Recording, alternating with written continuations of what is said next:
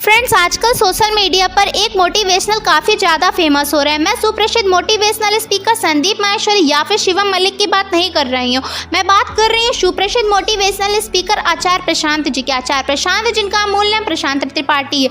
यह एक लेखक और धार्मिक शिक्षक है। यह सनातन धर्म के वेद और उपनिषदों की शिक्षा देते हैं। उन्होंने Karma Y everything you know about it is wrong नामक किताब लिखी है। यह एक शाकाहारी मनुष्य और शाकाहार को बढ़ावा देते हैं। आचार्य प्रशांत का जन्म 7 मार्च 1978 को आगरा उत्तर प्रदेश में हुआ था। आचार्य प्रशांत ने आईआईटी दिल्ली से इंजीनियरिंग से स्नातक की शिक्षा की और आईआईएम अहमदाबाद प्रबंधन से स्नातकोत्तर किया। ये धार्मिक वैदिक शिक्षक बनने से पहले आईएएस पद पर भी सेवाएं दे चुके हैं।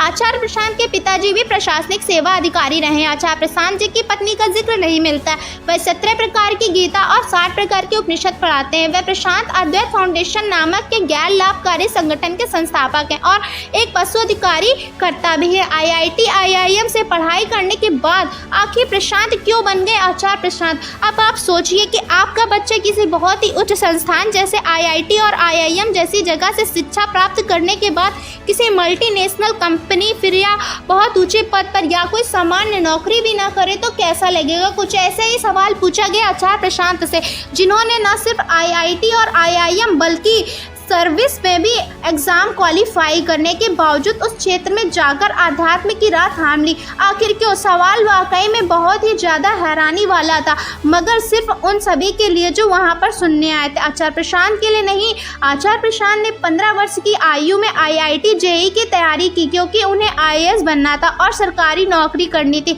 ऐसा इसलिए क्योंकि उनके परिवार में सभी सदस्य सरकारी अधिकारी थे। मगर जैसे जैसे समय बीतता गया, आईएएस प्रवेश परीक्षा की तैयारी करते समय उन्हें समझ आ गया था कि केंद्रीय सरकार का क्या मतलब होता है और नौकरीशाही की हकीकत क्या है। हालांकि उन्होंने परीक्षा उत्तीर्ण की और 2 महीने के प्रशिक्षण काल में ही उन्हें साफ साफ दिख गया कि केंद्रीकृत सरकार में काम करते हुए किसी भी प्रकार की स्वतंत्रता से वंचित रहना पड़ेगा।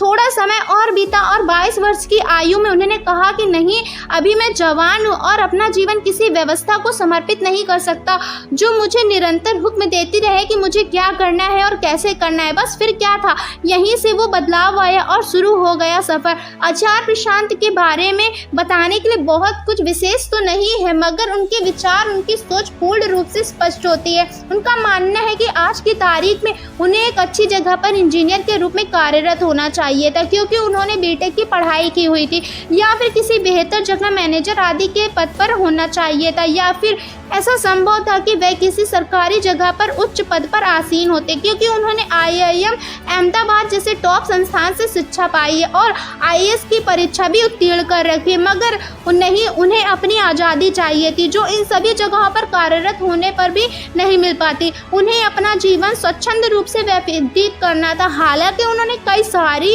उच्च शिक्षा ग्रहण कर ली थी, मगर अब उन्हें इस क्षेत्र में नहीं जाना था। उन्होंने अपने जीवन में जो कुछ भी किया उन्होंने अतीत बनाकर ही छोड़ दिया था और अब आगे सोच रहे हैं कि उन्हें क्या करना। एक उदाहरण के तौर पर आचार्य प्रशांत बताते हैं कि अगर आपने 200 रुपये में किसी फिल्म की टिकट खरीद ली है और 1 घंटे तक फिल्म देखने के बाद आपके मन में यह बात आती है कि उसके आगे भी आपको अगला 1 और घंटा देना है या नहीं, वहीं दूसरी तरफ मन में यह सवाल भी आता है कि अब 200 रुपये भी लगा दिए हैं और 1 घंटा भी दिया है, तो फिर अगला 1 घंटा देने में बुराई ही क्या है। हो सकता है आपके दिमाग में यह ख्याल आए कि जब पैसा और समय दोनों ही लगा दिया है तो आगे का देख ही लेते हैं, मगर मैं कहता हूं कि अगर आपके 200 रुपये लगाने के बाद 1 घंटा व्यर्थ हो चुका है तो फिर आगे का 1 घंटा व्यर्थ करने का कोई मतलब नहीं बनता। जबरदस्ती अपना मन बाहर करके बैठने से अच्छा है कि आप आगे बढ़े।